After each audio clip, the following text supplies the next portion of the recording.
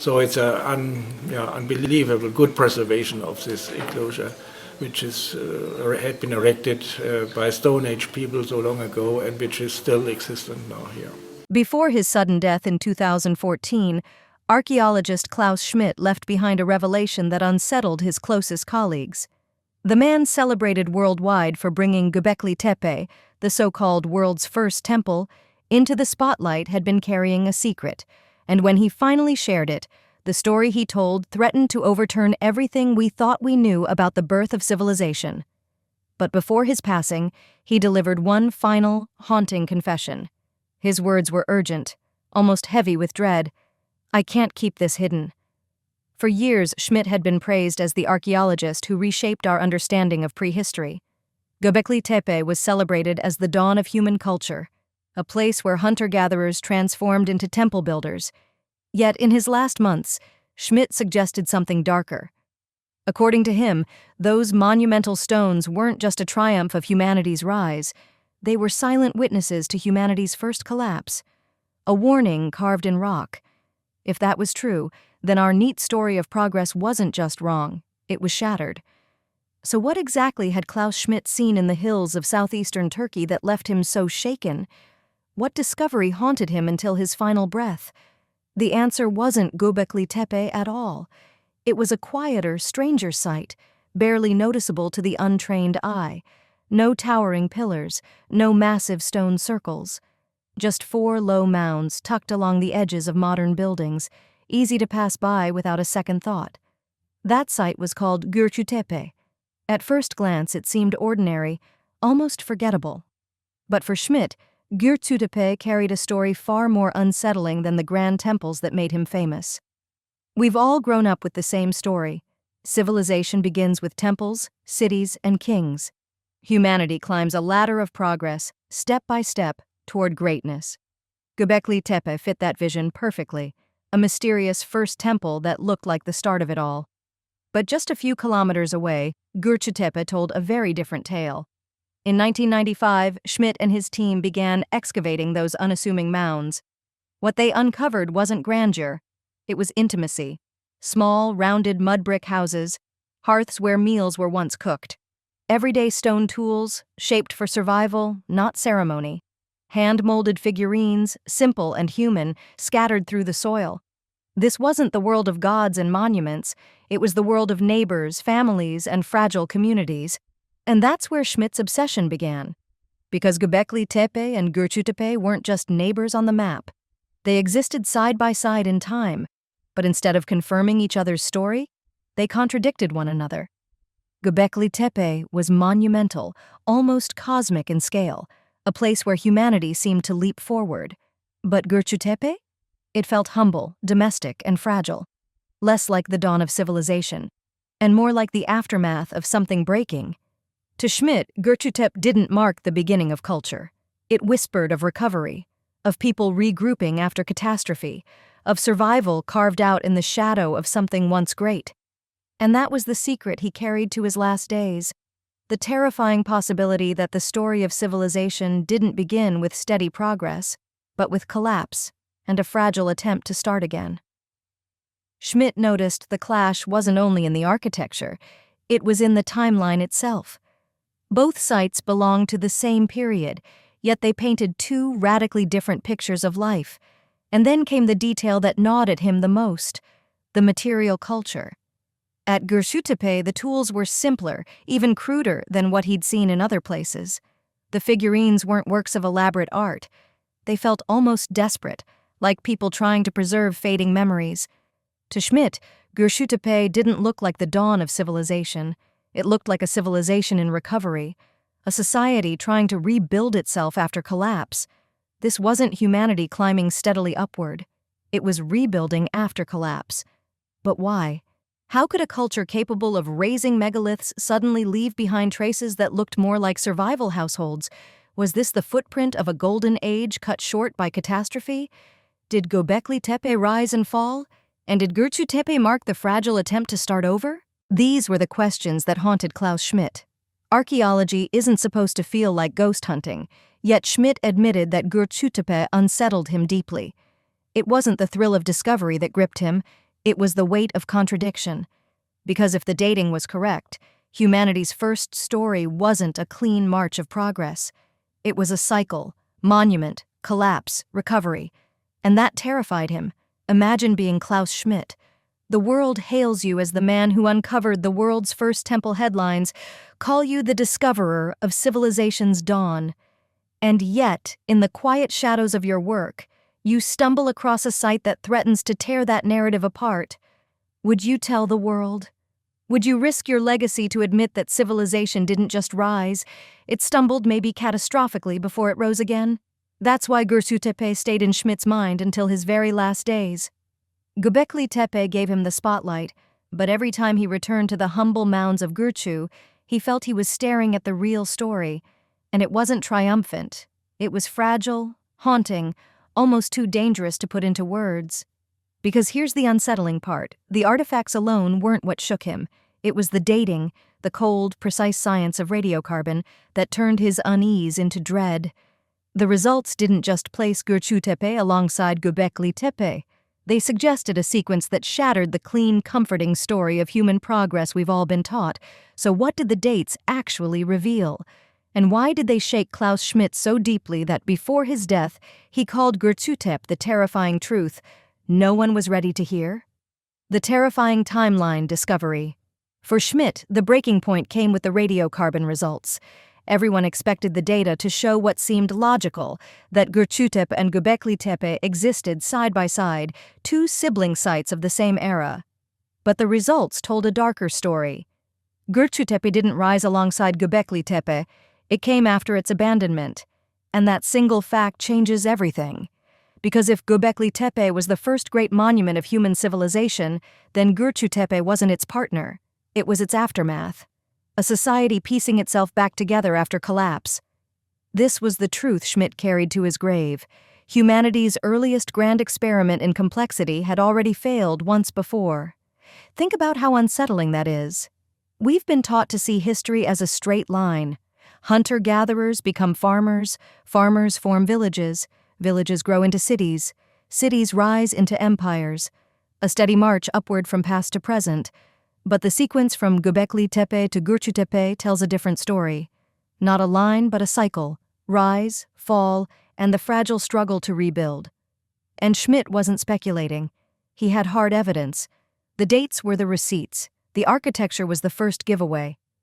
Göbekli Tepe screamed monumentality, towering T-shaped pillars carved with wild animals, arranged in circles with mathematical precision, and stonework so advanced it seemed impossible for 10,000 BC. But when Schmidt's team turned their attention to Gürcütepe, what they uncovered was the opposite. Modest mud brick houses, low, uneven walls, hearths where people cooked their meals, figurines that looked hurried, almost improvised. It wasn't just smaller, it reflected a completely different way of thinking. Archaeologists describe this shift through phases of the pre-pottery Neolithic. Göbekli Tepe belonged to the pre-pottery Neolithic B, a time of bold ambition and complexity. Gürcütepe, by contrast, belonged to the pre-pottery Neolithic C, the period after the lights went out. By then, the great temples had been abandoned. The stone circles at Göbekli Tepe were deliberately buried, and instead of monuments, people built shelters, clinging to survival rather than reaching for the divine. And here's where modern science caught up with Schmidt's suspicions. Excavations carried out in 2021 and 2022 brought new precision to the timeline. Teams using advanced tools found that Gürcütepe's layers really did come after Göbekli Tepe. The soil, the artifacts, the radiocarbon dates, all of it pointed to continuity, but continuity after collapse. In other words, Gürcütepe wasn't the younger sibling of Göbekli Tepe, it was the orphan. So why did this happen? Why would a society capable of raising megaliths suddenly retreat into tiny homes? The answer may lie in what some scholars now call the fragility thesis. The idea is simple and unsettling. Even humanity's earliest experiments with complexity were fragile. Monumental society wasn't built to last. It cracked. Maybe because of climate shifts, maybe because of social stress, maybe both. And when it cracked, people went back to the basics. Food, shelter, survival. That's the chilling truth of Gürcütepe. It wasn't just a later site, it was the world's first documented collapse, the first time people built something extraordinary, only to watch it unravel. That was the ghost Klaus Schmidt carried, because he realized this wasn't a one-time event. Collapse is part of the human story. Rome, the Maya, Angkor, even today, modern systems strain under pressure, and the cycle stretches all the way back to the beginning. But let's get specific. What do we actually know about why Göbekli Tepe fell? One leading theory points to the environment. Around 8,200 BC, the Earth was struck by the 8.2 kiloyear event, a sudden cooling that lasted more than a century. Crops failed, hunting grounds shifted, scarcity spread across whole regions. Now imagine living in a society that had poured generations of labor into building massive temples, only to see the climate change beneath your feet. Suddenly, the resources that made those monuments possible vanished. In that context, smaller, tighter communities like Gürcütepe make perfect sense. Another angle is social stress. Monuments like Göbekli Tepe don't build themselves. They require organization, shared belief, and the coordination of hundreds of workers. But with organization comes hierarchy, and with hierarchy comes conflict. Some scholars argue that Göbekli Tepe may not have fallen only to the climate. It may have collapsed under its own weight. Too complex, too fragile, too unsustainable. And then there's the most telling piece of evidence. The pillars weren't toppled. They were buried. Someone made a conscious choice to cover the temples with earth, almost as if to close the book on that chapter of human history. Only after that do we see sites like Gürcütepe appear, simpler, humbler, but enduring. Humanity didn't vanish. It regrouped. And this brings us back to the fragility thesis, the unsettling idea that complexity doesn't always mean stability. In fact, the bigger and more sophisticated a society becomes, the more vulnerable it may be to sudden shocks. History echoes this pattern again and again. Golden ages rise only to crash.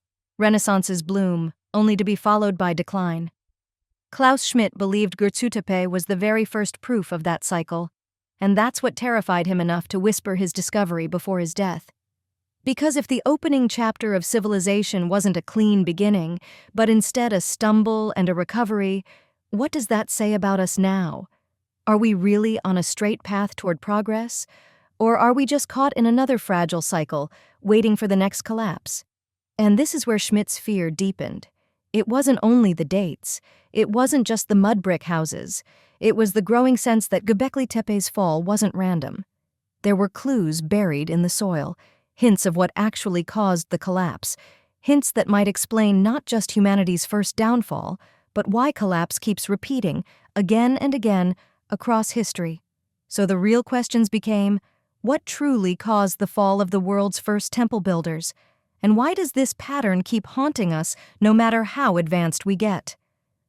The collapse pattern, Schmidt feared. The deeper Schmidt studied Gürcütepe's layers, the more his unease grew. It wasn't just that Göbekli Tepe had fallen, it was how it had fallen, because the fingerprints of that collapse looked disturbingly familiar. They mirrored the same forces that would bring down empires thousands of years later. And the most chilling realization? Humanity's very first collapse already followed the same pattern as everyone that came after. Think about what happened. Around 8,200 BC, the climate suddenly shifted. A global cooling event struck the region. Farming, still fragile and unstable, faltered. Wild herds moved away. For people balancing between hunting and the earliest attempts at agriculture, this wasn't a small setback. It was survival itself under threat. Now picture it. The great stone circles of Göbekli Tepe, once symbols of unity and power, suddenly becoming impossible to maintain when food was scarce, when feeding your family mattered more than carving pillars. But climate was only half the story. The other half was social.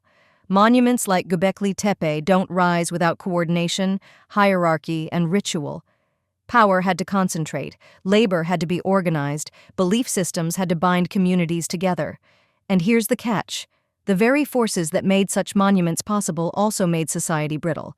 Once resources dried up, the cohesion cracked. Ritual no longer united. Order no longer held. The glue came undone. That was the cycle Schmidt recognized. Environmental stress plus social strain equals collapse. Rome faced it, the Maya faced it, Angkor faced it. And even here, at the world's very first monumental society, the same pattern had already played out. What makes Gürcütepe so haunting is not just the collapse itself, but what came after. When people walked away from Göbekli Tepe, they didn't vanish. They adapted. Excavations reveal modest mud brick houses, small hearths for cooking, and figurines with entirely new symbolic styles. Life became practical. Communities turned inward. The grand carvings of lions and vultures gave way to the quiet rhythm of daily survival. In other words, people scaled down. They traded temples for kitchens, gods for household rituals. That choice, the deliberate act of building smaller, was humanity's first reset button. And it shows us something vital. Collapse is rarely the end. It's a shift. Civilizations fall, but people persist. They rebuild smaller, leaner, sometimes wiser. Gürcütepe proves it, but here's the part Schmidt couldn't shake. If collapse is baked into the human story from the very beginning, then maybe complexity itself is the trap. The bigger we build, the more fragile we become. And that isn't just an ancient problem. It's our problem. Think about it. Our monuments today aren't carved from stone. They're glass skyscrapers, sprawling cities, and global digital networks. Our rituals aren't stone circles, but stock markets, social media, and political systems. And like Göbekli Tepe, they only work as long as resources flow and social cohesion holds. But what happens when climate stress, inequality, and resource depletion start shaking that foundation? Doesn't it sound familiar? Schmidt's terrifying truth about Gürcütepe was that collapse isn't an accident of history. It's a recurring pattern. Civilization grows ambitious, stretches too far, and then faces the pushback of nature and society. When that happens, people don't disappear. They retreat, regroup, and start smaller. It happened in the Fertile Crescent 10,000 years ago, and it's happened over and over ever since. Even the symbols shrink after collapse. At Göbekli Tepe, towering stone pillars carried cosmic meaning, etched with foxes, cranes, and snakes. But at Gürcütepe, symbolism retreated into handheld figurines and small shrines. The big story fractured into little ones, tailored for survival. And isn't that what we see after modern collapses too? Large-scale ideologies fall apart, and people cling to community, to family, to the intimate rituals that keep them grounded when the big systems fail. So when Klaus Schmidt lay dying in 2014, what haunted him wasn't just the dates or the archaeology. It was the realization that humanity's first collapse already carried the blueprint for all the others. Climate stress, resource depletion, social fracture, and retreat into survival. That's the pattern. That's the cycle. And if it truly began with the very first temple, then maybe collapse isn't the exception. It's the rule. Schmidt feared we're living inside that same script today, because for him, Gürcütepe wasn't just a chapter in prehistory. It was a mirror. A warning, a reminder that our skyscrapers, our global networks, even our entire world order might just be another Göbekli Tepe, grand, ambitious, and dangerously fragile. The collapse that follows may not look identical, but the echoes are impossible to ignore. So when you look at our world right now, climate pressures rising, politics splintering, resources under strain, does it feel like we're advancing? Or does it feel like we're standing exactly where Göbekli Tepe once stood, just before the earth swallowed it? That was the chilling truth Klaus Schmidt carried with him to the end. Collapse isn't some distant tragedy locked in the past. It is our story, human history, a cycle written into the DNA of civilization itself. And here's the haunting twist. In his final months, as his own body began to fail, Schmidt grew obsessed with preserving this lesson. Not because it explained the past, but because he was certain it was happening again, right now, in our time. Which raises the question, what signs did Schmidt see in the modern world that convinced him the cycle was repeating? Schmidt's final warning. As Klaus Schmidt's health declined in 2014, his urgency only sharpened. Friends recalled how the man who once spoke endlessly about Göbekli Tepe's beauty now spoke with a tremor in his voice about its fragility. Because this was no longer just about ancient collapse. It was about ours. He knew the site itself was under threat, not from melting ice sheets or failing harvests this time, but from bulldozers, concrete, and urban sprawl creeping closer by the year. Just as environmental stress once forced the first builders to abandon Göbekli Tepe, modern development now threatened to erase the very evidence of their warning. Imagine dedicating your life to unearthing humanity's first message about collapse, only to watch your own generation repeat the same blindness. That was Schmidt's fear. And he often reminded his colleagues, Göbekli Tepe and Gürcütepe were never frozen relics. They were mirrors. They showed us the same thing over and over, that civilizations grow fragile the moment they start to believe their achievements make them untouchable. In his final months, Klaus Schmidt kept insisting that the story written in those stones wasn't about the past. It was about us. Humanity's very first temple had collapsed under pressures its builders couldn't control. And when he looked at our world, our shifting climate, fractured politics, and sprawling cities, he saw the same pattern emerging again. That's what made his warning so powerful. It wasn't nostalgia from an archaeologist clinging to ancient ruins. It was a plea. He feared we were ignoring the same signals, resources under strain, social bonds fraying, and the dangerous belief that growth can stretch on forever without breaking. To Schmidt, Gürcütepe's greatest gift wasn't its carvings of foxes, vultures, or snakes. It was its caution.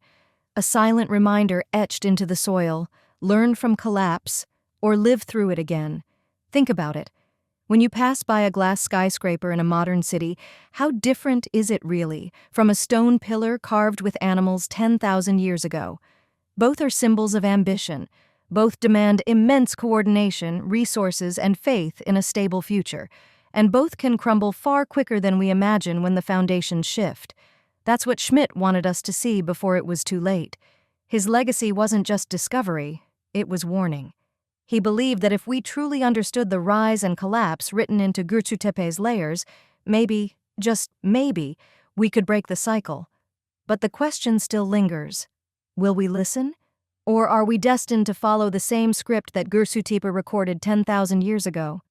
Maybe the most terrifying truth Schmidt uncovered wasn't simply that civilizations collapse, but that they always do. The real issue is what comes after. Do we repeat the same mistakes? Or do we adapt, the way those first settlers did when they scaled down and found a humbler way to survive? And that brings us to the hardest question of all. Are we wise enough to learn from Gürcütepe's warning, or are we already standing at the edge of our own collapse?